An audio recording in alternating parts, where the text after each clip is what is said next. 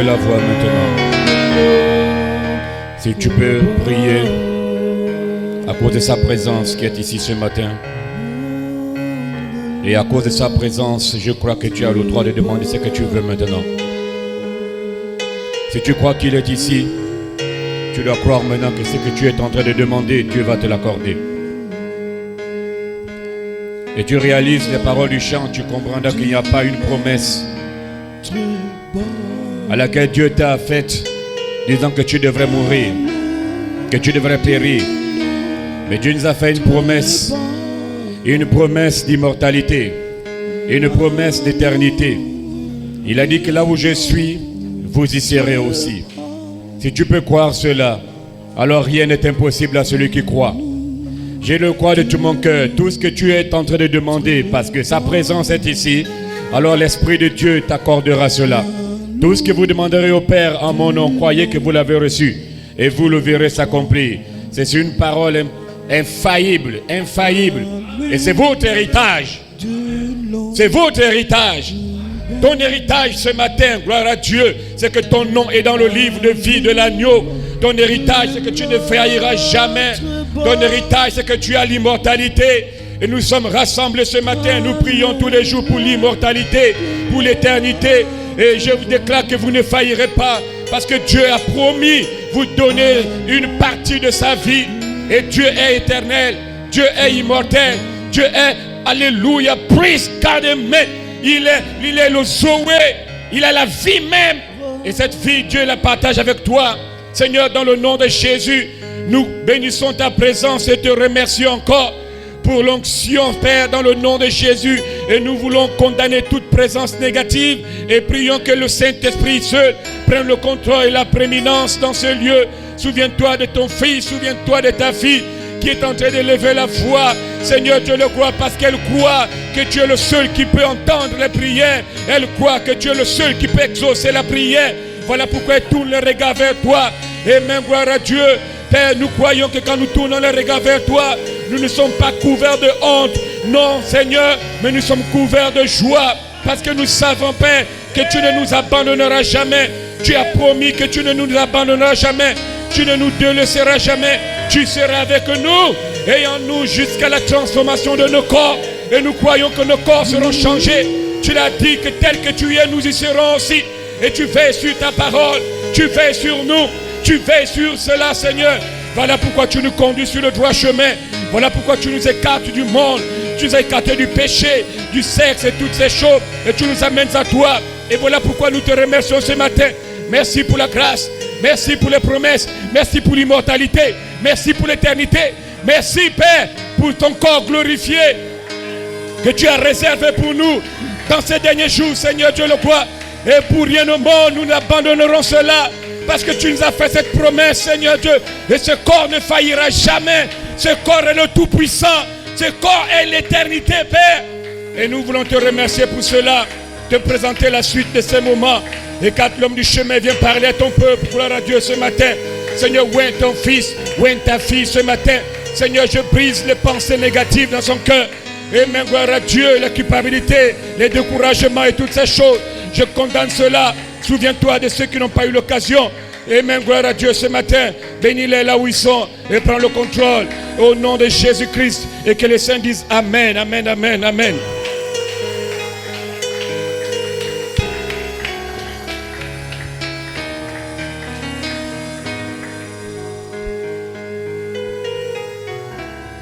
Corinthiens chapitre 15, directement la parole.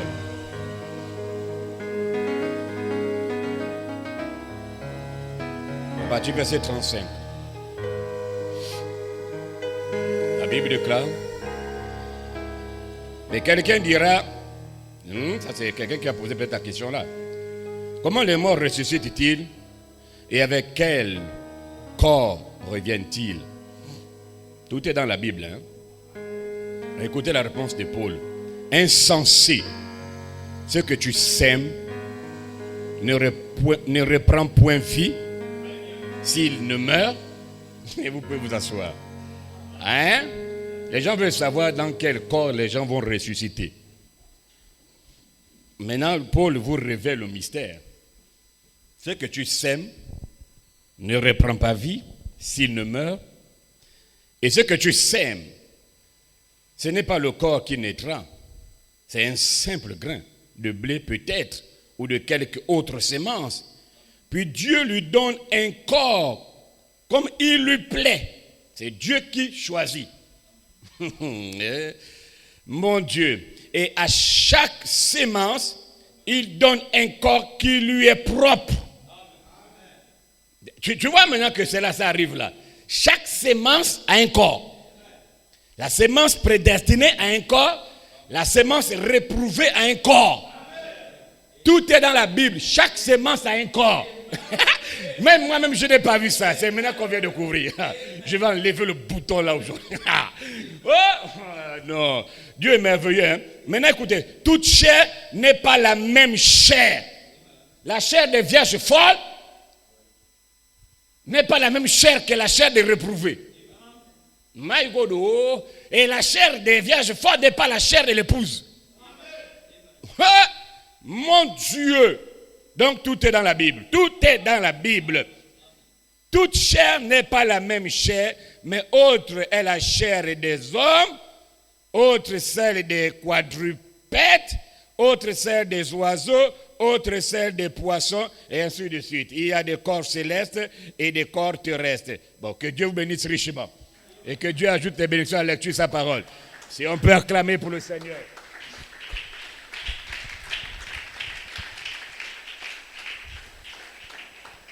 Je prends la partie 3 et je termine avec ça.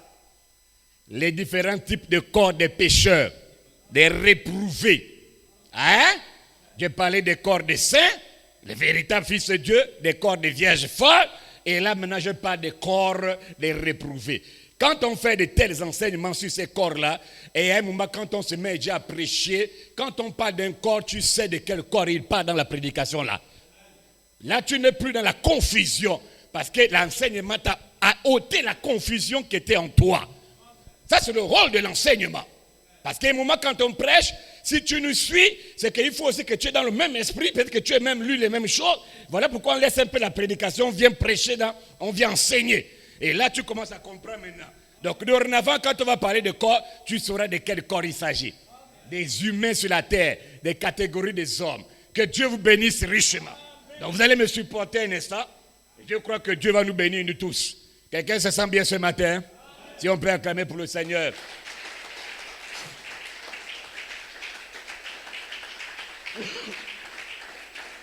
Que tu partages cette bonne humeur. Quand tu partages la bonne humeur, là, ça fait descendre aussi des bons esprits. Hein? Vous savez que quand vous êtes en communion avec les gens, c'est un esprit, c'est juste un truc. Quand vous parlez des choses inutiles, de sexe et de toutes ces choses, les démons là viennent là. Et ils assistent à la réunion avec vous. Faites donc attention avec le langage et les expressions, bien, le parler quand nous avons même avec les amis au travail, les collègues. Parce que chaque parole, chaque discussion entraîne un esprit. Hein? Et là, si nous parlons de Jésus et des corps, forcément, les esprits là doivent aussi descendre pour assister. Donc ce matin, nous ne sommes pas seuls. C'est une bonne nouvelle. Nous sommes environnés aussi d'autres êtres spirituels.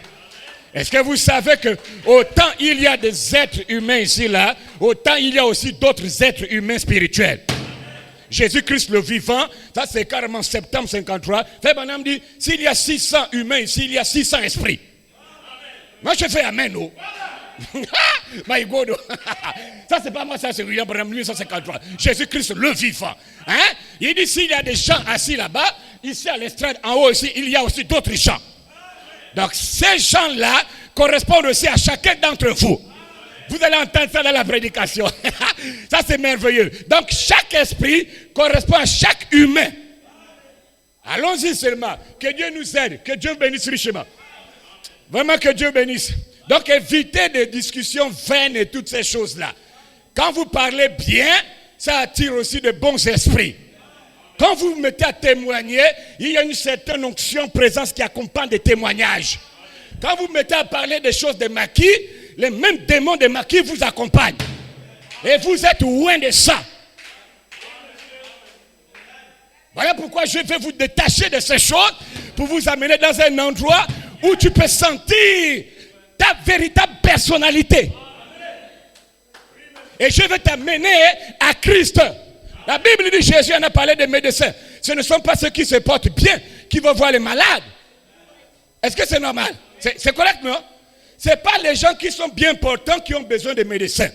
C'est des personnes qui sont malades, qui ont besoin du docteur. J'ai dit même naturellement. Ça veut dire que ce matin, si tu sais que tu as péché, amen, cela voudrait dire que tu dois venir à Christ. Tu dois venir à Jésus. Tu dois venir à lui. Et une fois que tu es à ses pieds, plus je me sens pécheur, plus j'ai des raisons de compter sur sa miséricorde. C'est mon but ce matin de détacher quelqu'un. Parce que la prédication de ce matin, de ces corps-là, si tu demeures dedans, c'est un regret total. J'ai dit total. Dites bien amen. Vous savez, David a dit, oh Dieu, aie pitié de moi, car mon iniquité est grande. Pourquoi David n'a-t-il pas dit que mon iniquité est petite? C'est parce que David savait que plus ses péchés étaient considérables, plus il avait des raisons de demander son pardon. Il n'y a pas de petits péchés. Quand tu pêches, tu dis, Seigneur, j'ai vraiment péché. Tu reconnais la chose. Dites bien amen. Tu reconnais la chose. Plus un homme se sent vil et condamné, plus je m'empresse de le pousser, de lui pousser vers Christ. Quand quelqu'un a péché, quelqu'un a le péché, il faut qu'on l'amène à Jésus. On doit lui conduire là-bas. Donc ce matin, j'aimerais te conduire là-bas. Peut-être pas tous, mais toi peut-être. J'aimerais te conduire là-bas. Non pas sur la base de ta justice. Aucune justice t'amène vers le ciel. C'est une erreur. Quand les gens croient dans leur justice, ils ne pourront jamais aller quelque part. La justice que tu parles là t'éloigne même de Dieu. Ça t'éloigne de Dieu. Charles Spurgeon disait, il y a quelqu'un qui disait un jour, la justice m'empêche d'aller vers mon sauveur. Quand tu te mets là-dedans, là, moi je ne fais pas ceci, je ne fais ça. Tu crois que tu es quelque part, tu n'es nulle part. Hein? Mais quand tu reconnais ton tort, c'est alors même que ta délivrance commence. Voilà pourquoi Dieu demande à chacun de confesser. Parce que quand tu confesses, c'est que tu prends conscience d'abord de ton état, de ce que tu as fait. Et là même la délivrance opère avant même que tu ne viennes confesser. Praise. Et ça c'est la véritable repentance. La vie éternelle, comment la recevoir? Décembre 54, William Branham. La vraie repentance, ce n'est pas Seigneur pardonne-moi. La repentance d'abord, la vraie repentance, c'est un regret total qui est en toi. Ça commence là. Quand tu te déplaces pour venir confesser, c'est parce que tu regrettes et ça te tourmente, tu es dérangé. Or, le regret là, Dieu est content, il dit ça c'est normal. Donc, Dieu délivre ses enfants ce matin. Est-ce que vous êtes prêts maintenant?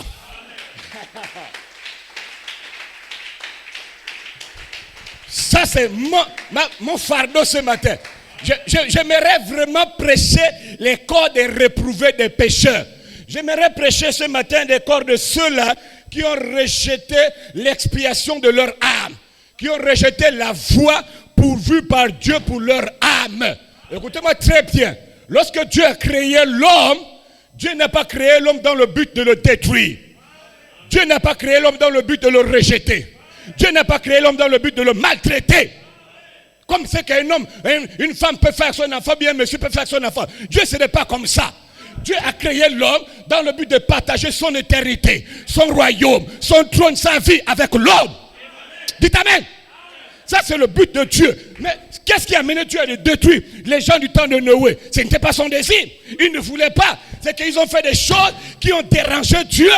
Mais avant de détruire, Dieu ne détruit jamais quelqu'un sans l'avoir averti. Voilà pourquoi en 63 il a prêché avertissement, puis le jugement.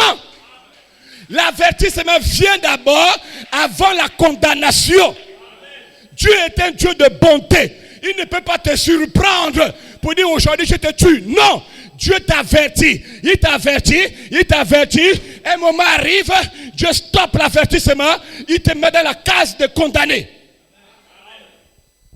Un moment arrive, vous devez faire très attention. Quand quelqu'un vit une vie dévergondée, Dieu avertit la personne de plusieurs manières que ce soit. Pour qu'au jour de jugement, l'homme là n'a rien à dire à Dieu pour dire, je ne suis au courant de rien. Tu ne m'as jamais parlé de ça. Voilà pourquoi les gens qui n'ont jamais entendu l'évangile de leur époque, question réponse 27 mai 62, paragraphe 178, Dieu leur fait grâce de les ramener au millénium pour que nous régnions sur eux. Les gens là n'ont jamais entendu l'évangile. Donc, à un moment, Dieu, s'il leur demande la question, il va leur dire, de quel Jésus tu parles? Nous, on n'a jamais entendu parler de Jésus. Ça, c'est différent. Mais de nos jours, il y a des médias, il y a Facebook, les réseaux. Il n'y a pas quelqu'un qui dit, il n'a jamais entendu parler d'un certain Jésus. Il n'y a pas. Dites bien Amen. Il n'y a pas. Il n'y a pas. Ça n'existe pas. Tout le monde, aujourd'hui, sait qui est Jésus. Tout le monde. C'est tellement douloureux. Suivez-moi bien. Hein? Ça fait mal à Dieu de voir un homme ou une femme qui aurait pu être un fils de Dieu ou une fille de Dieu mourir sans Dieu. C'est douloureux. Ça fait mal. Mais que voulez-vous? Dieu a montré son amour pour l'humanité en envoyant son fils Jésus mourir afin que l'homme là puisse être sauvé. Le passage que tout le monde connaît, Jean 3,16. Car Dieu a tant aimé le monde qu'il a donné son fils unique afin que quiconque croit en lui ne périsse point, mais qu'il ait la vie éternelle. C'était et c'est la voie pourvue par Dieu pour votre salut. Maintenant, allons-y. William Branham, dans le message, la voie de Dieu qui a été préparée pour nous. Septembre 1952. William Branham, paragraphe 99. Écoutez, frère Branham. Si vous rejetez la voie que Dieu a tracée pour vous, alors vous serez obligé d'aller en enfer absolument. Point. C'est la seule autre voie. Si tu rejettes ça, tu es condamné à aller en enfer. Oh! L'enfer n'a pas été créé pour toi. L'enfer, ma Bible, Matthieu 25, 41 me dit, l'enfer a été créé, préparé pour le diable et ses anges. Et à un moment, vous allez comprendre pourquoi Branham, qu'êtes-vous allé voir, 1er octobre 59, paragraphe 26 à 27, Dieu n'envoie jamais quelqu'un en enfer. Dieu n'envoie personne en enfer. Il ne l'a jamais fait, virgule, il ne le fera jamais. Ce sont les hommes eux-mêmes qui vont en enfer. Pourquoi? Parce qu'ils refusent de prendre la voie du salut. Dieu est patient. La Bible dit, 2 Pierre 3, verset 9. Dieu use de patience envers vous. Ne voulant pas qu'aucun périsse, mais voulant que tous arrivent à la repentance. Tu entends le désir de Dieu? Il veut que l'homme puisse se repentir, changer de voie et revenir vers lui. Dieu n'envoie jamais les gens en enfer. L'homme va lui-même. Dieu est patient. Ce sont les hommes eux-mêmes qui volontairement marchent dans les ténèbres, marchent dans l'obscurité. Les hommes eux-mêmes. Plutôt que de marcher dans la lumière, ils marchent dans l'obscurité. Quelle est la raison? La raison en est que ils ne sont pas, ils sont nés dans cet état-là. Les gens là sont nés dans cet état-là. Ils n'ont pas le désir d'accepter la lumière. Remarquez les tons de prédication qui sont partagés dans le monde. Regardez le nombre de prédicateurs qu'il y a dans le monde. Le nombre des églises. Regardez ici dans les charités. Le nombre de prédications qui sont libérées. Le pécheur, le frère ou la sœur délibérément passe au travers. Volontairement. Et là, ce n'est plus la faute de Dieu, c'est Ingrid. Ça ne regarde plus Dieu. Amen. Dites bien Amen. Ce n'est plus la faute de Dieu. Et quand je parle des pécheurs, je ne parle pas de celui qui est dans le monde. Lui connaît sa sentence. J'aimerais ce matin parler des plus dangereux. Les pécheurs les plus dangereux. Ce sont ceux qui sont dans les églises. Les religieux. Ceux-là qui refusent d'abandonner leur vie de souillure, leur vie d'abomination, leur vie de péché. Ceux-là qui refusent de confesser leurs péchés, ceux-là qui refusent de se repentir. Je parle de cette bande de démons-là qui refusent de marcher dans la lumière. Et voilà pourquoi ils sont condamnés à périr.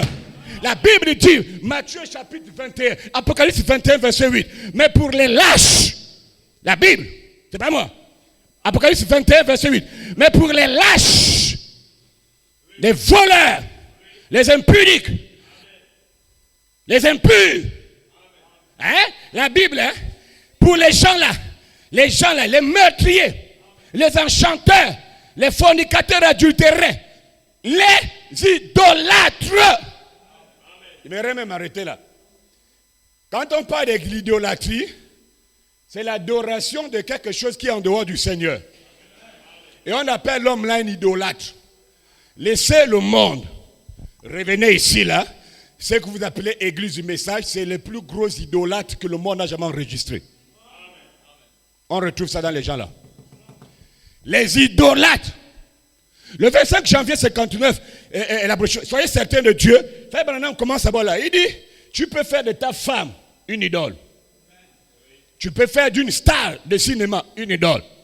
C'est-à-dire que tu donnes la première place dans ton cœur à la musique là, à la star là, au mari, à tel, et Jésus, tu le mets derrière. Là, Frère Branham dit, tu es un idolâtre.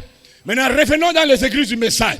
Quand vous arrivez maintenant à déplacer la divinité de Jésus-Christ et la donner à William Marion Branham, vous n'êtes qu'une bande de maudits et une bande des idolâtres. Et la Bible dit, Apocalypse 21, verset 8, votre part sera dans les temps ardents de feu et de soufre. William Branham, la reine de Séba, il prêche ça plusieurs fois. Le 19 janvier 61, paragraphe 53, Beaumont, Texas. Il dit, la première de toutes les révélations, c'est la divinité suprême de Jésus-Christ. Quand maintenant une église déplace la première révélation, qui est la divinité de Jésus-Christ, et place un homme qui est né dans le péché, l'iniquité, cette église-là est maudite. Et l'église-là est morte. C'est une bande des idolâtres. Ils n'iront nulle part. Parce que la Bible dit, ils n'iront nulle part qu'en enfer. Leur part sera dans les temps ardents de feu et de soufre.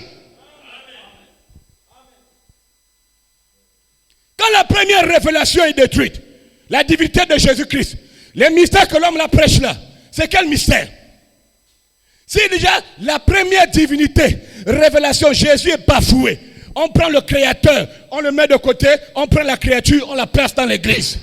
Et l'église jubile. Youpi, youpi, ils sont morts. Quoique vivants. Est-ce que quelqu'un me suit d'abord? C'est vraiment important. Vous allez comprendre pourquoi Dieu les condamne. Ça, Dieu ne permet pas de telles choses. Que la divinité de Jésus soit bafouée. Hein? Quand vous arrivez à faire ça, vous êtes mort.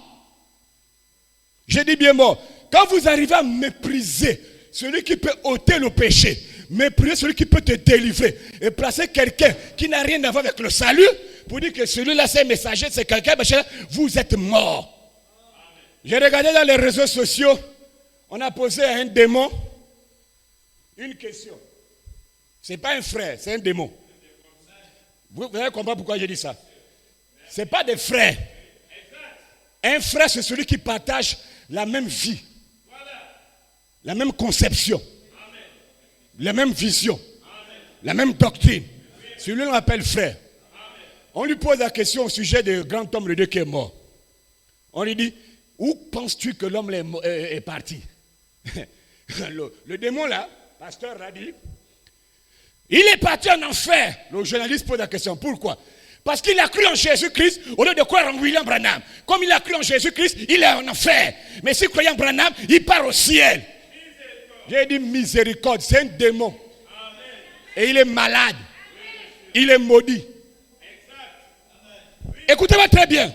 Et on n'a pas besoin, à un moment donné, d'aller dans une école pour avoir le BPC. On n'a pas besoin d'aller dans l'école pour savoir lire. Même si tu es illettré, le plus illettré du monde comme Pierre, il y a des choses que tu n'acceptes pas. Parce qu'au fond de toi, tu sais que ce n'est pas normal. Qu'est-ce qui fait que l'homme là a les fidèles qu'il accepte? Parce que même les 5 sens de leur corps est déjà perverti et détruit. Ils sont devenus fous. C'est des malades. Un humain qui accepte de telles choses, il est malade.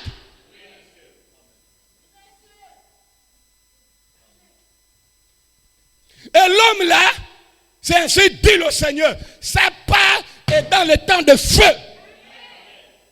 Jusqu'à présent, je peux encore rentrer dans le corps. Je vais d'abord vous parler de ça pour que tu comprennes, parce que je vais commencer les corps. Et je fais Amen. Leur part sera jetée dans le temps de feu. Écoutez, la Bible dit, c'est qui est la seconde mort. La seconde mort, l'âge de l'église de Pergame. La prédication, pas l'exposé. C'est le 7 décembre 1960. Jefferson, Indiana. Shekinah Publication. William Marion Branham Deca. Paragraphe 49. La seconde mort dont la Bible parle, c'est celle de l'esprit, virgule, de l'âme.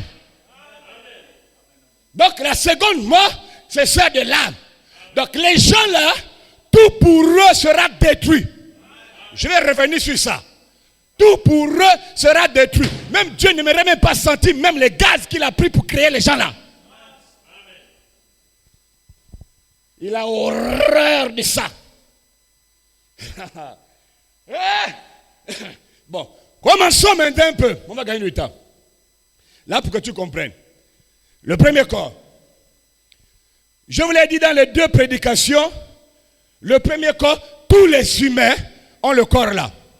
C'est le corps que vous voyez là avec lequel je parle là. Tous les humains ont le corps. De par nature, nous sommes fils du diable. De par nature, on est né dans le péché, conçu tout le monde. Et Paul dit même, nous étions de ce nombre-là. On marchait, on courait, on faisait tout comme les païens parce qu'on était des païens et tantôt pire. Mais la miséricorde de Dieu, le Dieu qui est riche en miséricorde, il a pourvu des moyens. Il a trompetté, nous qui étions dans les maquis et les bas comme les autres, nous avons entendu quelque chose qui a secoué notre âme. Nous nous sommes détachés pour aller entendre un peu quel est ce genre de son-là qui nous attire. Et quand on arrive, on découvre que c'est tellement glorieux et pour rien au monde, on aimerait repartir là où nous étions. Qu'est-ce qu'on a fait? On a confessé nos péchés, on a demandé pardon, nous nous sommes repartis et Dieu a déversé son sang sur nous pour notre expiation. Il nous a dit, bon et fidèle serviteur, rentre dans la maison de ton Seigneur. Et nous nous sommes totalement détachés. Mais les autres frères, comme pas des frères humains, comme toi et moi d'abord, en les voyant, eux, au lieu de faire la même chose, de se repentir et d'accepter l'expiation, non, ils s'empirent dans le mal, jour comme nuit. Ils s'empirent, ils font de leur corps un temple de démons, un repas de tout oiseau impur. Ils prennent plaisir dans la masturbation. Ils prennent plaisir dans l'adultère, la fornication. Ils prennent plaisir dans le mensonge. C'est leur vie, ce n'est plus une erreur. Ça devient une vie pour eux. Peu importe le temps de ce que vous pouvez dire, ils ont même du mal à se repentir. Ils refusent toutes choses. Et ils s'y plaisent à prêcher même pour les prédicateurs des doctrines pernicieuses, des doctrines de démons pour détacher les gens là de Jésus. Satan veut aussi les membres. Dieu veut les membres. Et les 2 esprits envoient comme messagers les humains. Et les humains qui viennent de ces 2 esprits ont pour eux d'amener les gens vers l'esprit qu'il a envoyé. Hein? Donc chaque prédicateur joue son rôle bien précis. Il y a plusieurs doctrines qui ne viennent pas de la parole. J'aimerais peut-être prendre ça comme étant une prédication plus tard. L'âge d'église d'Éphèse exposé. Peut-être c'est la page 82, je vais vous amener la page.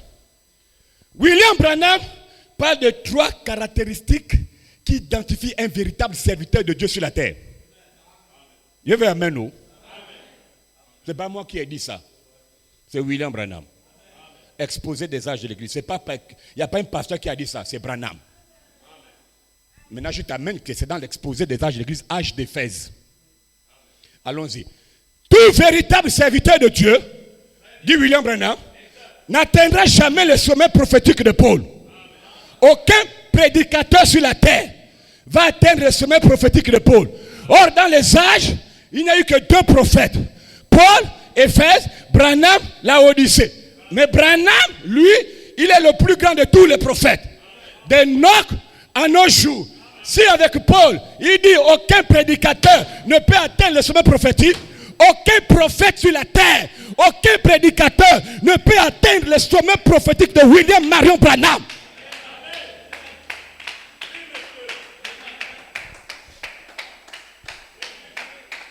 Quand je vous dis que le monde est rempli de pervers, de pécheurs, de réprouvés, quand quelqu'un dit maintenant que lui là il est plus grand que William Branham, il est malade.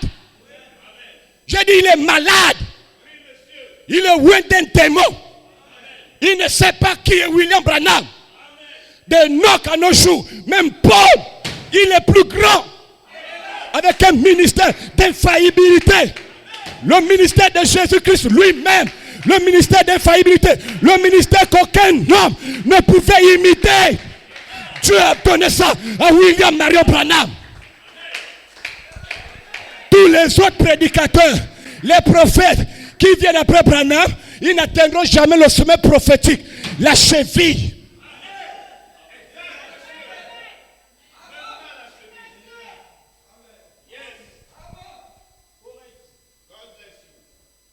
Je vais amener nous.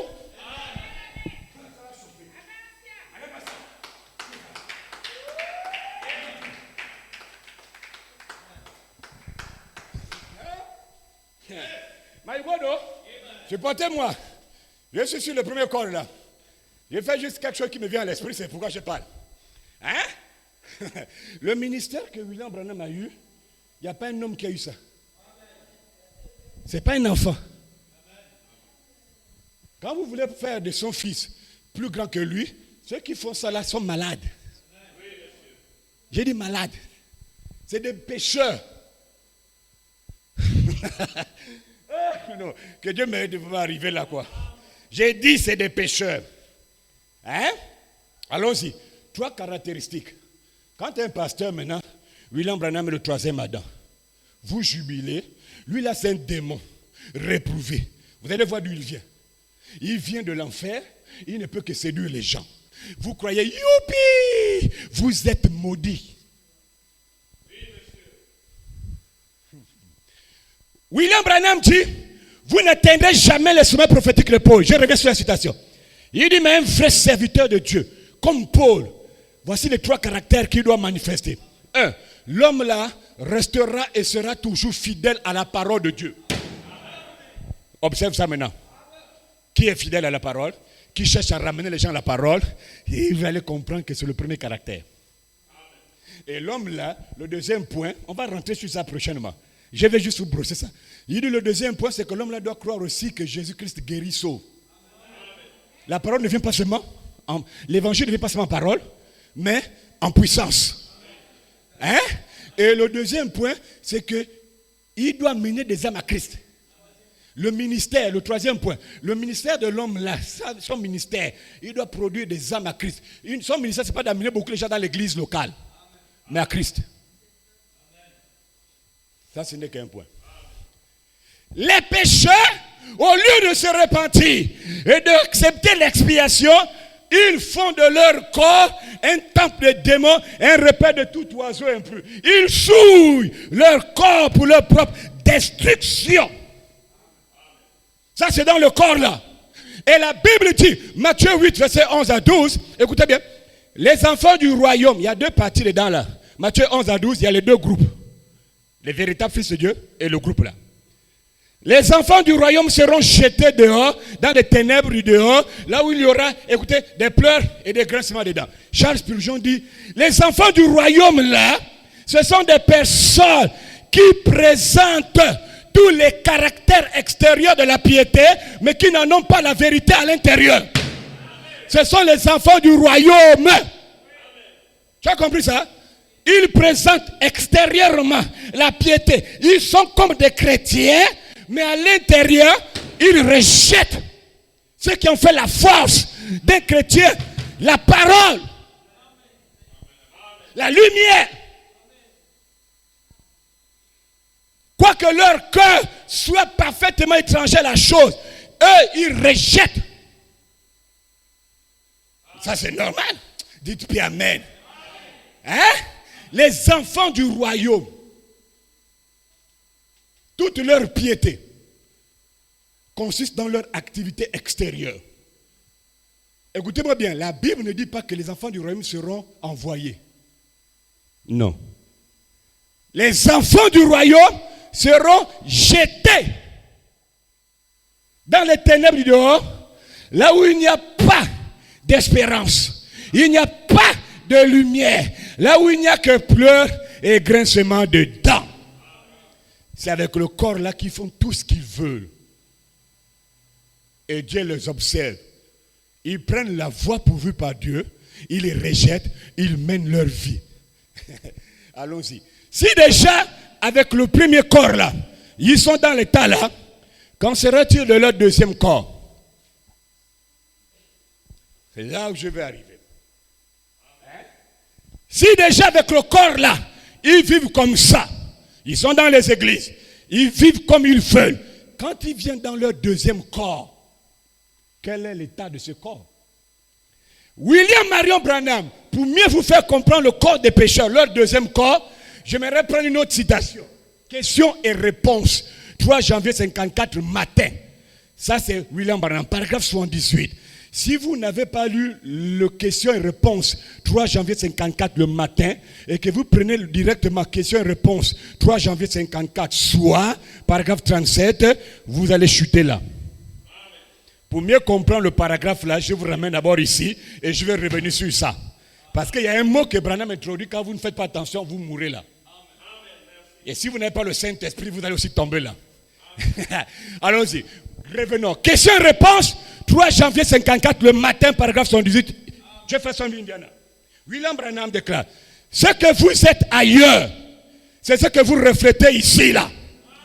Ce que tu es là-bas, c'est ce que tu reflètes ici sur la terre, dans ton corps de chair, là. Ce que ton corps céleste, quelque part ailleurs, c'est ce que tu reflètes ici sur la terre. Virgule. Ce que nous sommes dans le monde spirituel, c'est ce que nous sommes ici sur la terre. Je fais amen.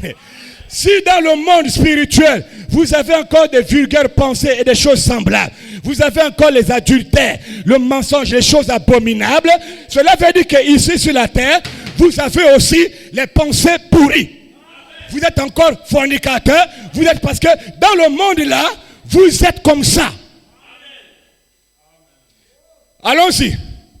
Si vous avez toujours, c'est la citation, hein, c'est merveilleux. Si vous avez toujours ici sur la terre, la malice, l'envie, les querelles et toutes ces choses-là, amen, ça montre que dans le domaine spirituel, c'est ce que vous êtes.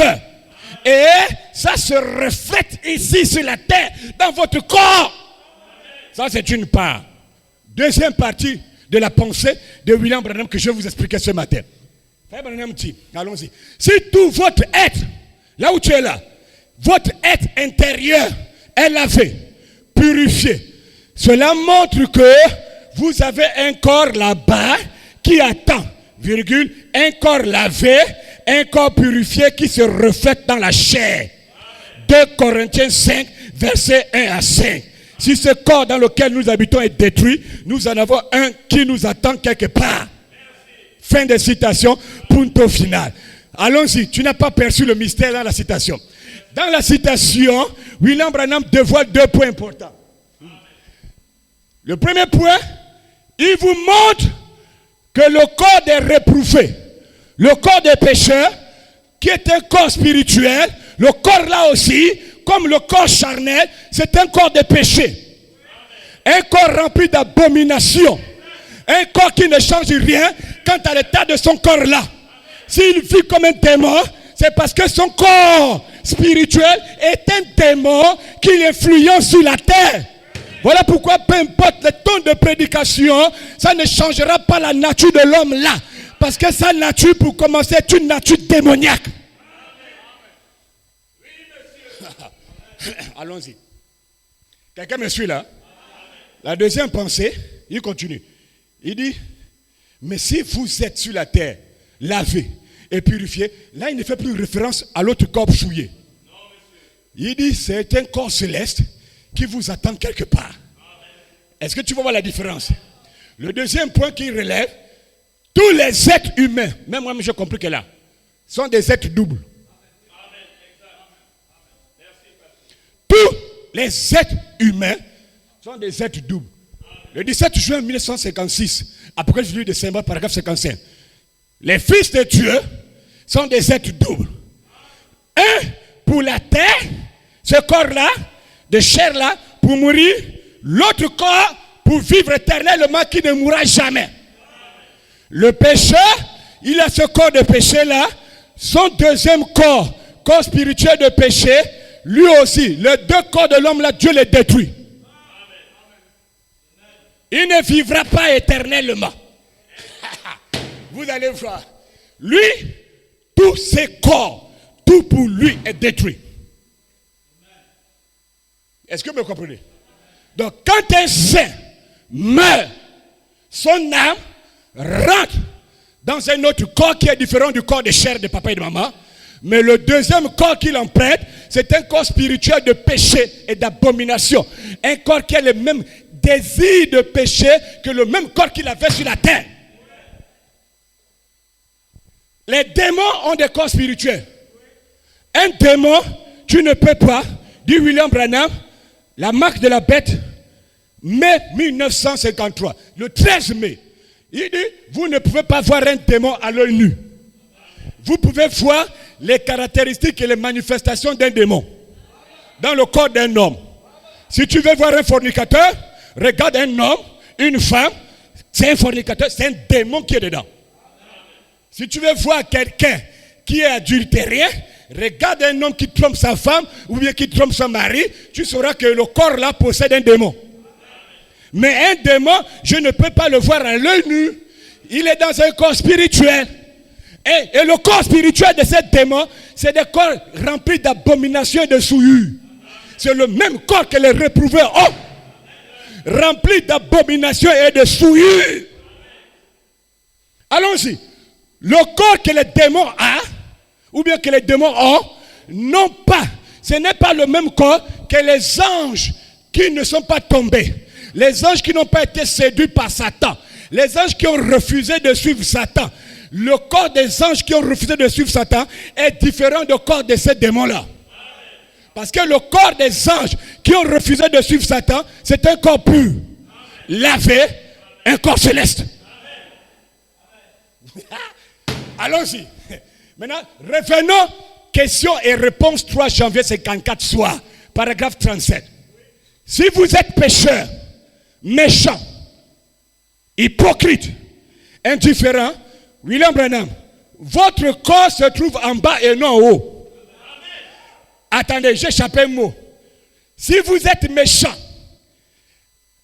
hypocrite, indifférent, votre corps céleste se trouve en bas. J'ai dit la citation d'abord, hein.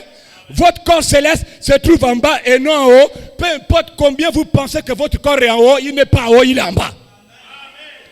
Le corps qui est en bas, ici, là, la 5e dimension, c'est l'enfer.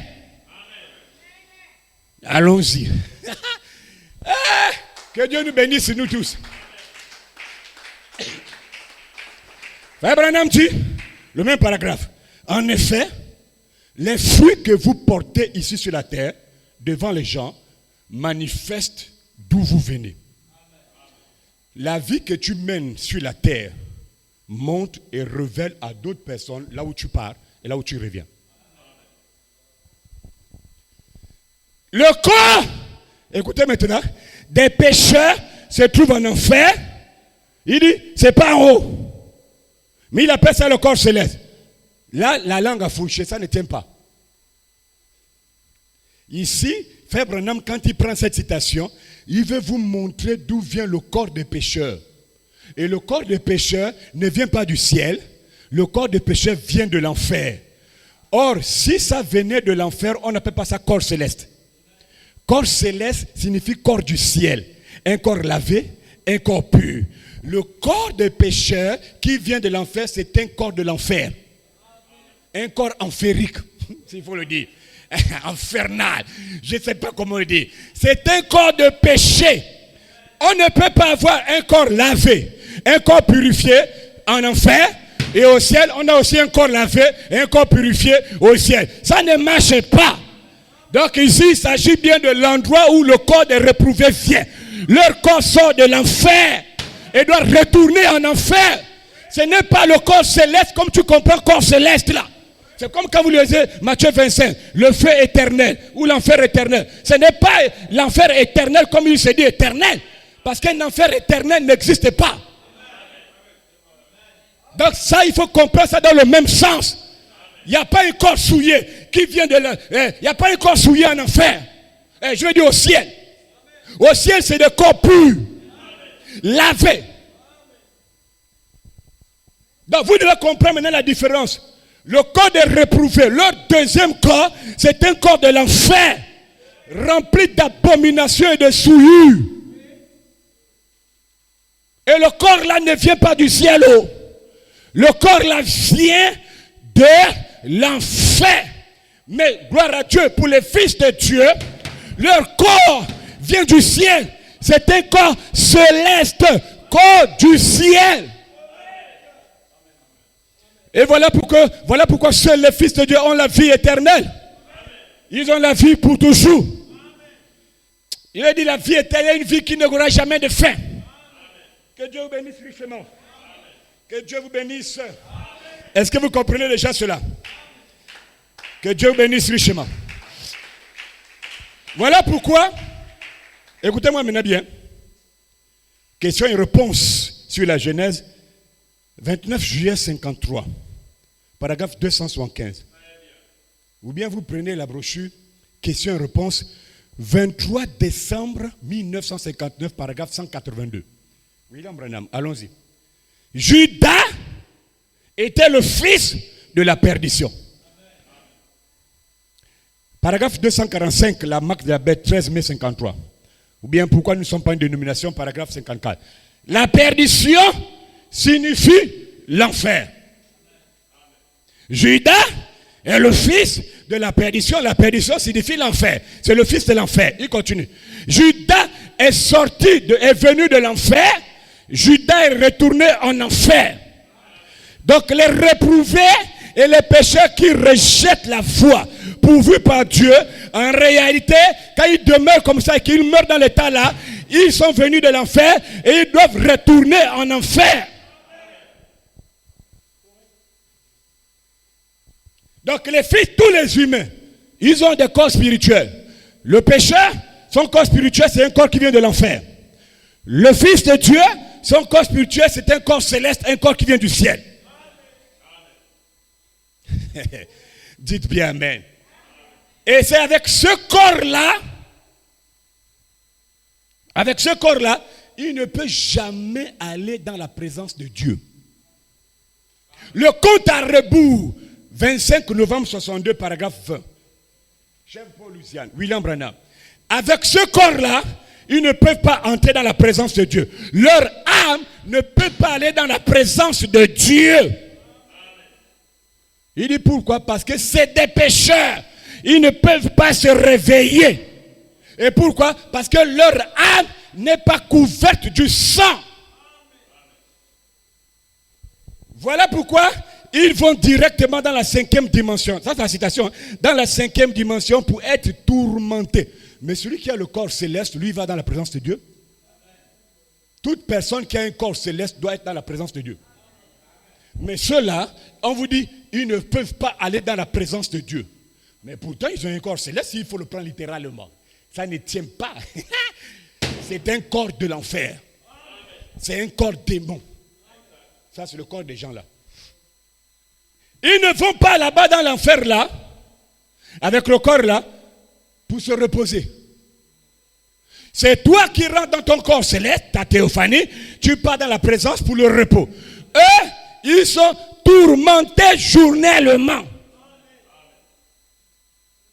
La Bible dit, Luc 16, 19 à 30, il parle de l'homme riche et Lazare. La Bible dit que l'homme riche vivait et menait joyeuse et brillante vie.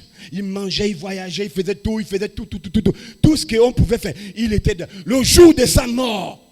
Ça, ce n'est pas une histoire utopique et rêverie. C'est Jésus qui raconte ça. Et Jésus ne mentait pas. Et Jésus a bel et bien vu l'homme là. Il est Dieu. Il savait où l'homme riche partait. L'homme riche, après sa mort, vous pouvez lire, vous allez voir comment il dépend même d'Abraham. Même la goutte d'eau est recherchée là-bas. La soif est grave. Quand il meurt, il va directement dans les tourments. En enfer. Jésus dit, il souffrait cruellement. L'homme riche est allé dans un lieu d'épaisse ténèbres. Un lieu où des lits de feu sont la seule couche réservée aux esprits condamnés. Un lieu sur lequel Dieu vomit de sa bouche une malédiction en pluie, une malédiction de pluie de feu et de soufre qui descend dans l'âme de ces hommes-là pour les tourmenter. Un lieu où le regard ne rencontre de toutes parts que des scènes de terreur et d'horrible désespoir. Charles Spurgeon dit, un lieu où la seule musique possible que vous pouvez entendre, ce sont des pleurs et des grincements de dents qui s'élèvent de la foule de condamnés. Un lieu où les sanglots, les cris de douleur, les lamentations, les hurlements, et même gloire à Dieu, toutes ces choses-là, les pleurs et les grincements de dents forment un effroyable concert. C'est un lieu à éviter. Vous allez comprendre pourquoi Branham a dit à un moment, même ton pire ennemi ne souhaite pas qu'il parte là-bas. Il n'y a pas un mot sur la terre dans la langue humaine qui décrit la gloire qu'il y a au ciel. Branham a trouvé seulement sublime et splendide. Parfait. Il répond, il n'y a pas un mot sur la terre dans le langage humain qui peut vous expliquer le genre de douleur que les âmes en enfer subissent. Même Jésus, oubliez de dire, la souffrance est cruelle. Luc 16, il souffre cruellement. Mais quand on prêche là, vous qui êtes là, beaucoup vont se ranger là-bas, d'autres vont se ranger ailleurs. Parce que ton être spirituel, c'est celui-là qui domine ton corps de chair. Voilà pourquoi on prêche pour détacher les fils de Dieu qui sont dans le péché. Parce que seuls eux peuvent se repentir. Seuls eux peuvent demander pardon pour dire je n'aimerais pas demeurer dedans et souffrir de telles choses. Que Dieu vous bénisse richement.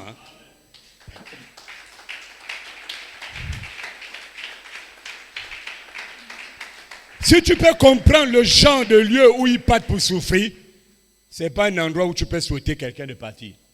Mais l'homme l'a obligé parce qu'il a rejeté la voie et Dieu ne peut rien faire.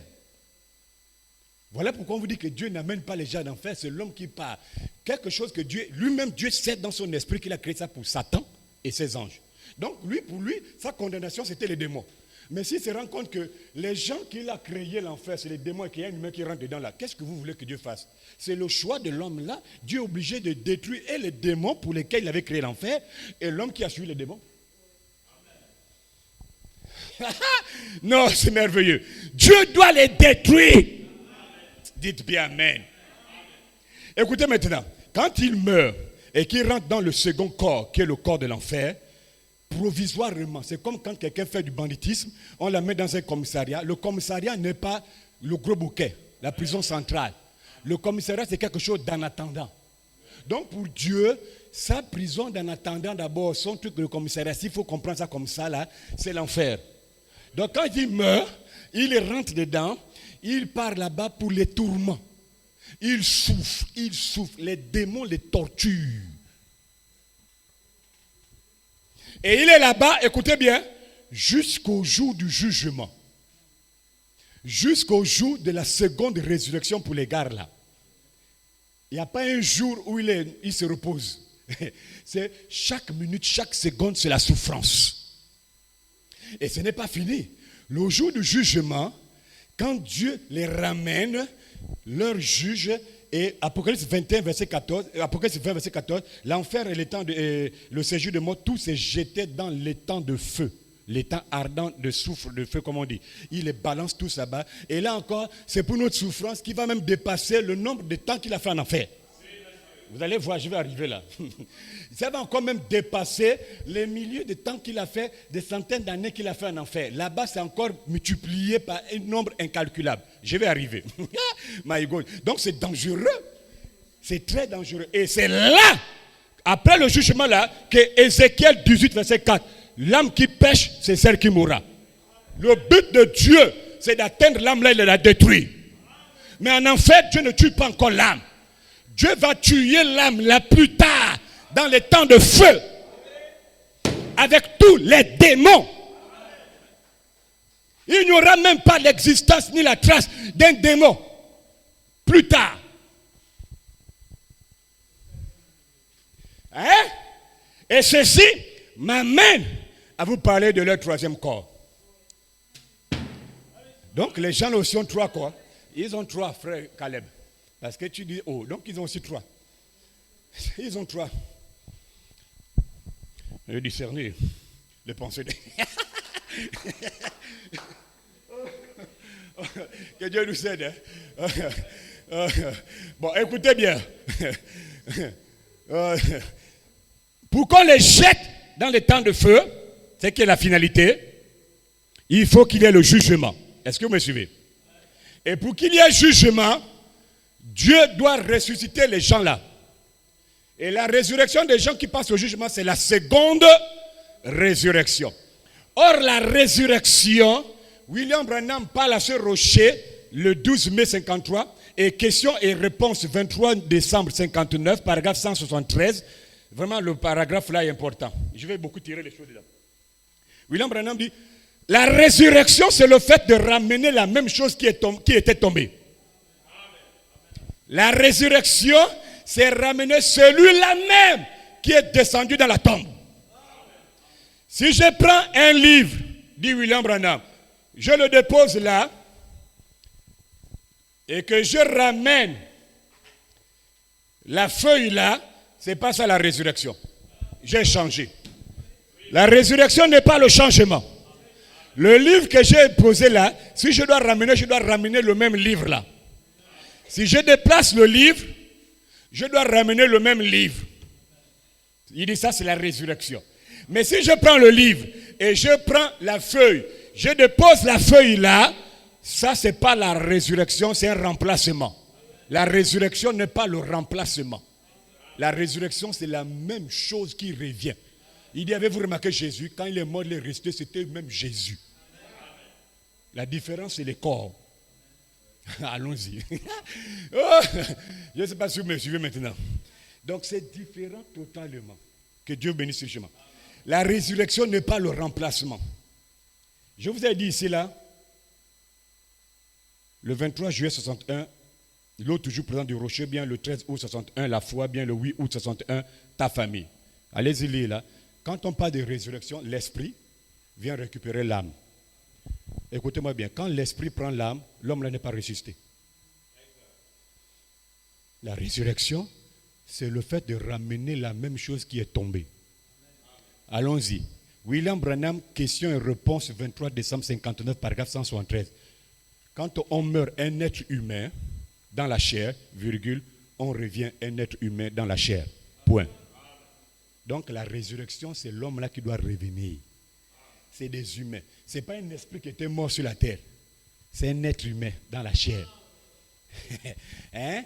Et quand l'homme là ressuscite, l'esprit et l'âme, les deux domaines, ils sont dans le domaine spirituel. L'esprit et l'âme, s'ils ne rencontrent pas un corps de chair, il n'est pas ressuscité. On parle de résurrection quand l'esprit et l'âme prennent un corps de chair. Et on dit, l'homme là est ressuscité. Dites bien amen. L'homme là est ressuscité.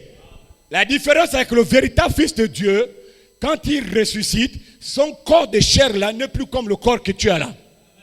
C'est un corps transformé, un corps changé, un corps racheté, qui est puissant avec les 7 vertus. Ça c'est pour les véritables fils de Dieu. Maintenant, le pécheur, il est mort sur la terre dans son corps de péché. William Branham, question-réponse, 23 décembre 59, paragraphe 173. Quand il ressuscite avec le même corps avec lequel il est mort. Vous m'avez pas saisi. À la résurrection, le corps de chair du pécheur est tombé. Poussière tu es pris, poussière tu retournes. À la résurrection, Dieu prend les éléments qui ont constitué le corps du pécheur là, il forme un autre corps de péché. Le même corps. Les éléments là, Dieu ne transforme pas. Le corps de Caïn qui est déjà même dans les atomes, c'est réparti dans les poussières, l'air, tout part. Dieu va prendre les mêmes éléments sans les transformer pour placer là. Donc quand il vient à la résurrection, la seconde au jugement, il est dans le même corps de péché avec lequel Dieu va le détruire.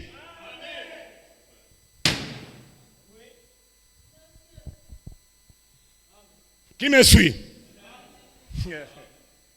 Ton corps est mort des fils de Dieu. C'est pourri. C'est réparti à la poussière. Dieu, il recrée les éléments qui ont formé ton corps pour faire un corps pur.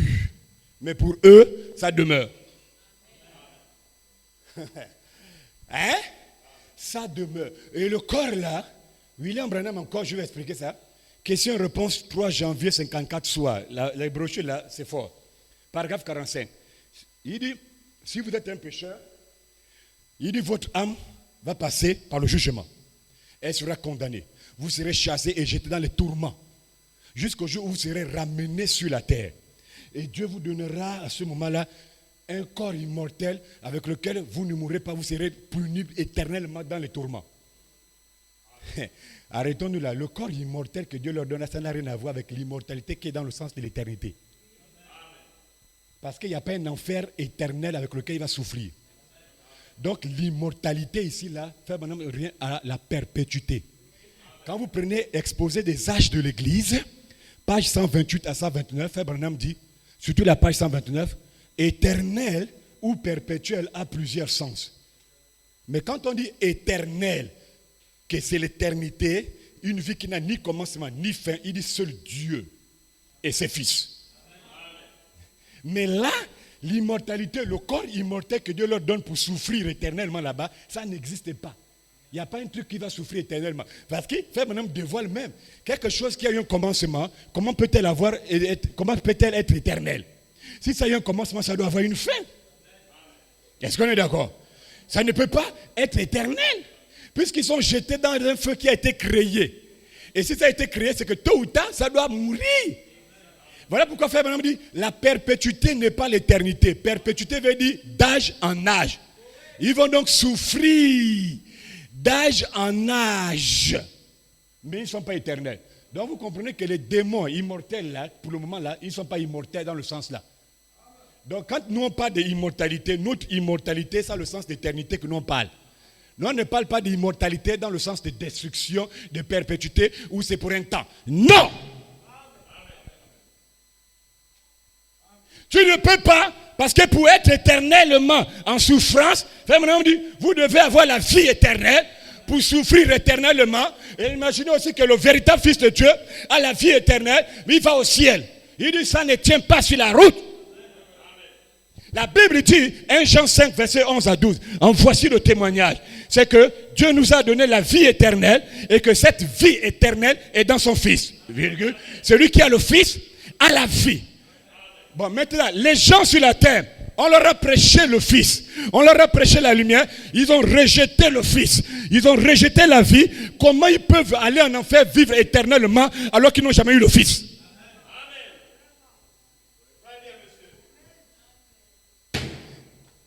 C'est pourquoi avoir un prophète dans le camp, c'est une bénédiction. Avoir un prophète, c'est une bénédiction. Donc moi, je peux prendre n'importe quelle Bible, peu importe la traduction. Quand j'ai lu Louis II, je trouve éternel, l'enfer éternel. Je comprends que là, ce n'est pas enfer éternel. Je comprends que c'est enfer perpétuel qui sera détruit tôt ou tard. Je ne peux pas. William Branham, l'exposé des âges de l'Église, âge de 6000, page 128, il dit, je nie, il doute que l'incroyant puisse aller dans un enfer éternel et brûler éternellement. Ça n'existe pas. Mais il s'avère qu'il a un corps éternel qui va en enfer. Un corps immortel. Ça n'a rien à voir avec immortel qui est toi. Dieu est un Dieu d'immortalité, oui. L'immortalité, là, c'est l'éternité. Quand quelqu'un de l'immortalité qui vit éternellement, comme les vierges fortes qui vont vivre éternellement, avec leur corps immortel, c'est Dieu qui l'aura permis. Mais eux, Dieu ne permet pas ça. Voilà pourquoi il te dit bien que le mot éternel a plusieurs sens. Est-ce que quelqu'un comprend d'abord ça? Hein? Le troisième corps de gare là, c'est un corps de chair, de péché, de perversion, un corps immortel qui sera détruit. J'ai dit bien détruit. En aucun cas, une personne qui a la vie éternelle ne souffrira jamais éternellement. Il ne peut pas avoir Jésus-Christ, la parole de son heure, et avec la parole de son heure qui est Jésus-Christ, il va en enfer, il souffre. Ça n'existe nulle part. Quand Frère Branham te dit, je nie que l'incroyant puisse avoir ça. Moi aussi je nie. Que Dieu vous bénisse richement. Hein. Moi je nie totalement. Voilà pourquoi Frère Branham dit, pour terminer avec la dernière citation là, écoutez, Frère Branham dit, pourquoi je suis contre la religion organisée. 11 novembre 62, paragraphe 28 à 29. Chacune publication. Frère Branham parle de l'enfer. Il dit, je ne crois pas que l'enfer soit éternel, parce que l'enfer a eu un commencement et l'enfer aurait fait. Il dit, il y a eu un temps où cela n'existait pas, et il y aurait un temps où cela n'existera plus. Ces hommes-là, ces méchants-là, ces pécheurs-là, ils continuent. Ils seront punis dans les temps de feu, écoutez bien, pendant une période incalculable. Mais ils finiront par être détruits. Ils ne savent même pas le nombre d'années qu'ils vont faire là-bas. Donc la douleur de là-bas sera peut-être 3 fois plus forte que ce qu'ils ont reçu en enfer. Pendant une période incalculable, mais cela aura finalement une fin. Dieu est merveilleux, hein? Mais toi, Dieu fait grâce, il dit, peu importe, tu vivras avec moi. Pourquoi Dieu l'a fait? Je ne sais pas, mais c'est ainsi. Je crois que le poète, il faut qu'on chante ça, pourquoi seulement moi? Il est venu, c'est comme il m'a choisi. Bon, hein, je ne connais pas le chant là, mais pourquoi c'est moi? Oui. Eh bien, moi aussi, je ne sais pas pourquoi. Pourquoi il t'a choisi? Pour être fils de Dieu avec un corps immortel, un corps glorifié. L'autre, il le met comme étant un réprouvé. Là aussi, je ne sais pas. Et tu n'as même pas le temps de t'occuper de ça. Ce que tu dois faire, c'est de continuer à prier, à jeûner, à te consacrer et à remercier Dieu. Amen. Dis bien Amen. Il faut le remercier pour ça, sinon ça ne marchera jamais. Oui. Pour former le troisième corps, Dieu prend les 16 éléments de ces gens-là sans les transformer. Les mêmes trucs souillés. Parce que présentement, là, le corps, là, les 16 éléments sont souillés. Dieu reprend les mêmes choses, il forme le corps là. Question et réponse sur les Hébreux, première partie, 25 septembre 57. William Marion Branham, paragraphe 231 à 241. Les pécheurs n'ont pas la vie éternelle. Les pécheurs ont la vie pour toujours et toujours. Mais les fils de Dieu ont la vie éternelle, la vie même de Dieu. Ce n'est pas moi, je parle de William Branham. Il dit, et ces pécheurs-là qui ont la vie pour toujours et toujours, tôt ou tard, ils disparaîtront. Ils seront détruits. Écoutez, leur corps, leur âme, leur esprit, leur pensée, leur mémoire, tout pour eux sera détruit. Dieu est bon, il va même l'effacer. C'est-à-dire, même le souvenir qu'il y a eu un frère, le frère Brick, était dans l'église, même pensait qu'il y avait une sœur qui s'appelait, je cherche un nom quoi, Liane. Hein? La Liane. Je ne dis pas Liliane, Liane. Et le frère Brick, même le souvenir que tu avais un frère Brick, ça n'existe pas. On vous dit que même les souvenirs, non, Dieu est fort. Tout ce qui a constitué le corps des voleurs, des pécheurs, les gens qui ont détruit les églises là, Dieu prend tout pour eux, il anéantit. Madame dit, détruire, c'est qu'aucune trace n'existe. Les démons que vous voyez là, même Moïse avait dit, vous ne les verrez plus jamais. Et le temps de l'écriture là va s'accomplir bientôt. Les démons que nous, on se bat tous les jours, qui nous rendent malades, qui nous persécutent, qui nous font ceci, qui nous font cela, les démons là, vous ne les verrez plus jamais. Même leur existence n'existera plus. C'est-à-dire que même ce pourquoi Dieu a pris dans sa pensée pour créer des êtres là, Dieu détruit même la chose là. Le corps des réprouvés là, c'est que Dieu a pris pour former leur esprit. Pervers là, les trucs là, tout cela. Dieu prend tout ça là, il détruit. Et ils doivent mourir. Mais pour toi, c'est une grâce. Et quand tu remarques la grâce de Dieu, quand tu prends plaisir à rester à la maison, soi-disant tu pars au ciel, c'est un démon qui te séduit. Et tu es dans la catégorie des réprouvés là. Parce que les fils du royaume, Charles Spurgeon dit, ce sont les fils qui vont à l'église, qui dansent, qui chantent, et ils croient qu'ils sont sauvés. C'est pas moi, hein? Je vous ai donné ça. Donc quand vous voyez quelqu'un qui dit qu'il est le Seigneur, il fait ceci là, il reste à la maison, l'homme là il est dans la catégorie là, la seule chose, s'il n'accepte pas la voix là pour dire trop c'est trop, l'homme là s'il meurt là-dedans là, c'est les tourments. Et les tourments dans une période, écoutez bien, une période incalculable. Donc il n'y a pas un chiffre sur la terre qu'un homme peut calculer. Mais ils vont souffrir des milliards et des milliards d'années, je ne sais pas, on ne calcule pas. Mais Dieu va les détruire. Dites-moi maintenant comment, avec de telles choses, vous arrivez à avoir quand même du courage de rejeter l'homme qui peut ôter le péché, sauver vos âmes, et vous gardez votre position là, vivez comme si rien n'était vraiment, ils sont là, même avoir même le souci de confesser, il a même du mal. Et il se console, je vois un peu les gens, au lieu de venir vers le pasteur pour confesser qu'on prie, il va trouver quelqu'un dans un autre quartier pour confesser, et il est là. Tu ne confesses pas là, tu es en train de t'amuser. Tu veux te consoler, tu ne te consoleras jamais. Tu restes brique, tu resteras brique. Si c'est la liane, tu es une liane. On est passé par là. Tu te dis que si je vais voir Brice pour confesser le pasteur, je ne vais pas, je m'avais voir quelqu'un qui est ailleurs et je vais aller lui parler là-bas. Tu es loin d'un démon et Dieu se moque même. Tu perds ton temps. Tu te moques de toi-même. Confiez-vous. C'est Dieu qui l'a dit. En ces prophètes et vous réussirez. Confiez-vous en ces, et en Dieu et vous serez affermis. Voilà, quelque chose. 2 Chroniques 20. Les prédicateurs, Frère Branham dit, signifie, prophète ici là signifie prédicateur. Vois le pasteur, assoyons-nous, prions, et tu vas voir comment tu seras la personne la plus heureuse de la terre. Et tu comprends maintenant pourquoi, Frère Kevin, Branham dit, il y a un ciel à gagner et il y a un enfer à éviter. Parce qu'il sait les retombées. Et j'aimerais te dire ce matin pour terminer avec ça, comme Dieu a dit à Moïse, Deutéronome, je crois, 30, je mets devant toi la vie et la mort. Et je te conseille de choisir la vie. Parce que je sais les retombées qu'il y a du côté de la vie.